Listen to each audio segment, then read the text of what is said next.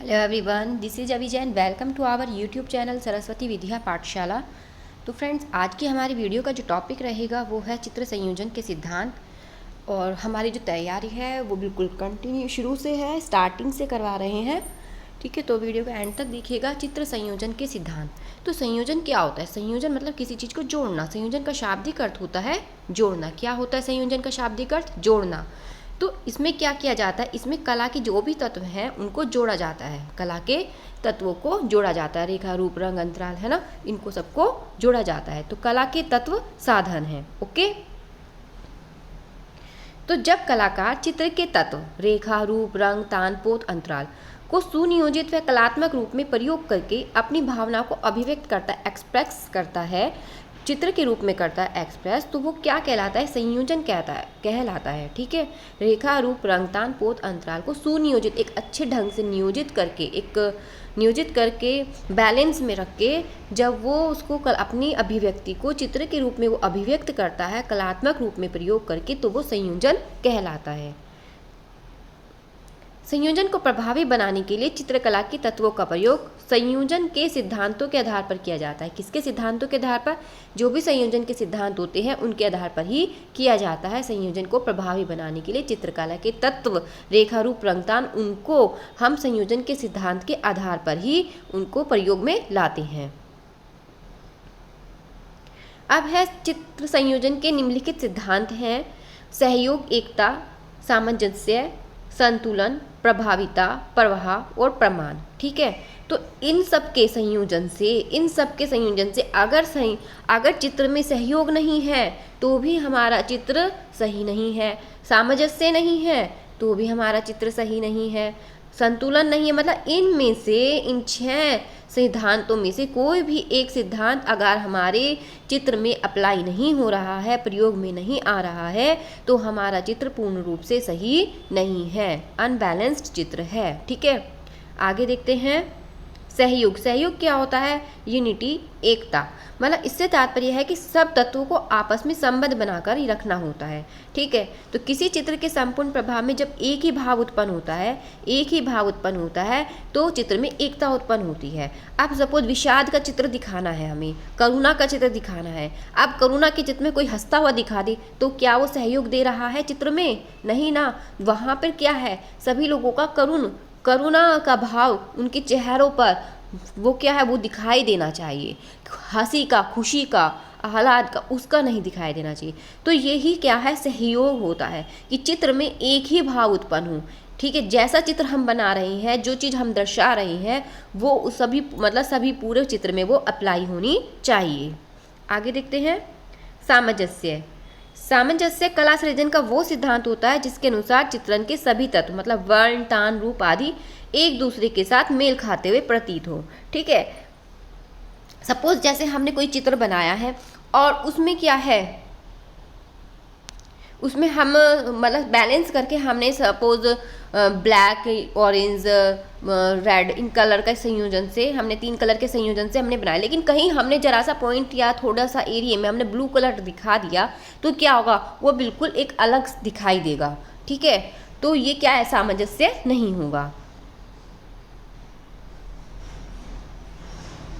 सामंजस्य के प्रकार रेखा, रूप, पोत और विचार सामंजस्य।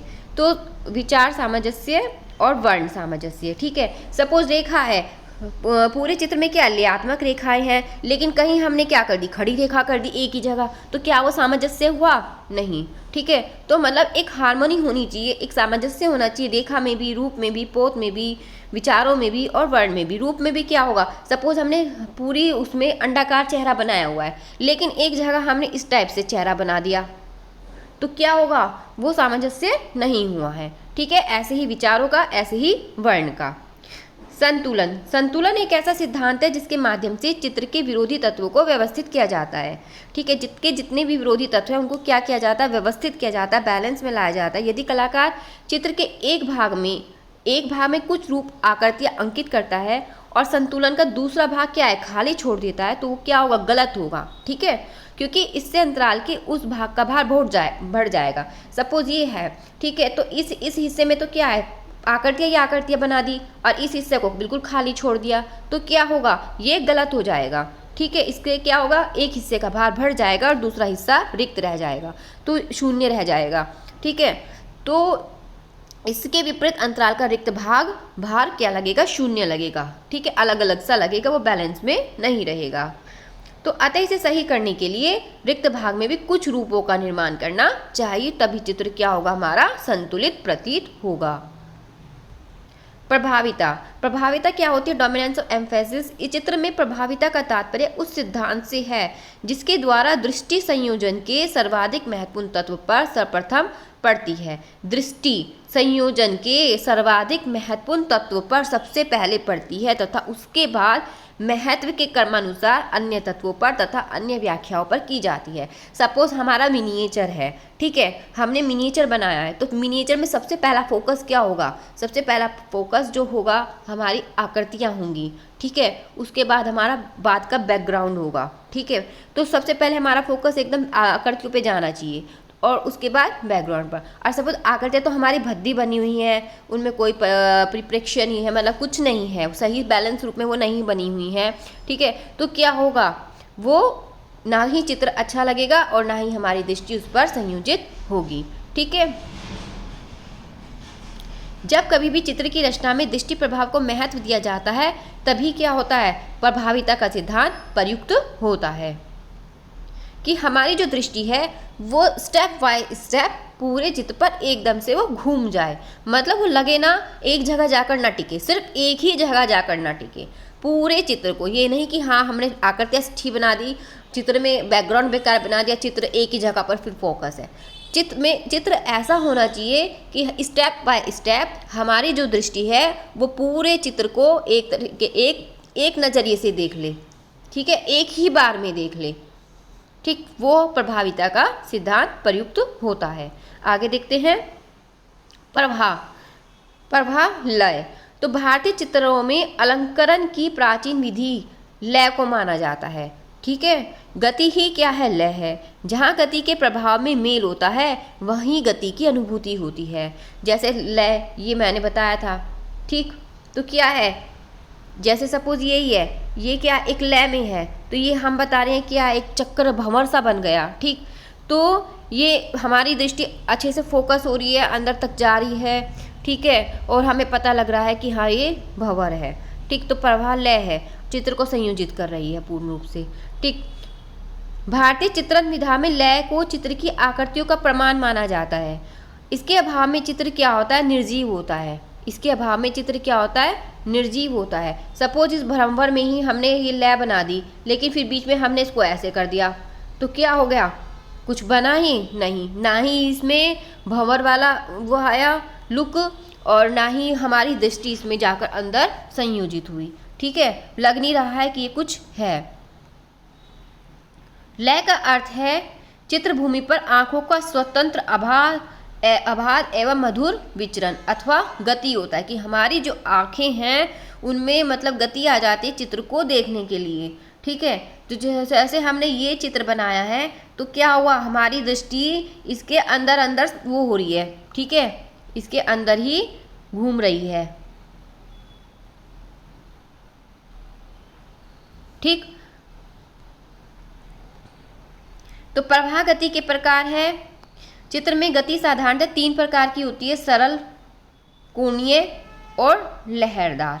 ठीक है, प्रमाण अनुपात, प्रोपोर्शन, प्रमाण को संबद्धता का सिद्धांत भी कहा जाता है और यह आकृति का अपना प्रमाण मतलब लंबाई चौड़ाई का संबंध तथा सभी आकृतियों का एक दूसरे से संबंध और सभी आकृतियों तान तथा वर्ण इत्यादि का चित्रभूमि से संबंध निश्चित करता है। प्रमाण अनुपात की किस आकृति को हमें कितने प्रमाण में लेना है, हम सीनरी बना रहे हैं तो उसका डिवीज़न कैसा होना चाहिए, पहाड़ हमारे माउंटेन हमारे पीछे किस हिस्से में आने चाहिए। ये नहीं कि हम पानी वाले स्थान में जहाँ हमें पानी दिखाना है, नदी दिखानी है, तालाब दिखाना है, उस हिस्से में हमारा क्या आ रहा है, पहाड़ आ रहा है। ठीक है, एक मतलब प्रोपोर्शन होना चाहिए। ये नहीं कि एक आकृति हमने चित्र में बहुत लंबी बना दी, बाकी बहुत छोटी छोटी सी बना दी। हो सकता है ये जब देवी देवताओं का हम चित्र बनाते हैं तो देवी देवताओं को हम बड़े उसमें दिखाते हैं, बाकी को छोटी दिखाते हैं, लेकिन वो उसमें होता है।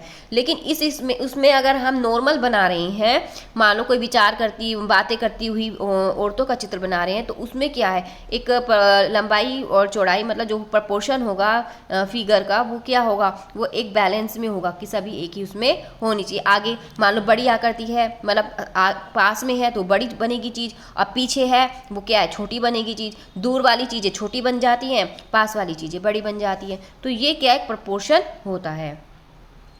तो ये था हमारा वीडियो आज का, चित्र संयोजन के सिद्धांत जो 6 बताए हैं। अगर भी चित्र में नहीं है तो हमारा चित्र बिल्कुल शून्य है, ठीक है, हमारे चित्र बिल्कुल निर्जीव है, उसमें बिल्कुल भी जान नहीं है। तो ये वीडियो था हमारा आज का चित्र संयोजन के सिद्धांत। वीडियो अगर आपको अच्छा लगा है तो वीडियो को लाइक कीजिए, शेयर कीजिए और चैनल को सब्सक्राइब करना बिल्कुल भी मत भूलिए। Thank you very much.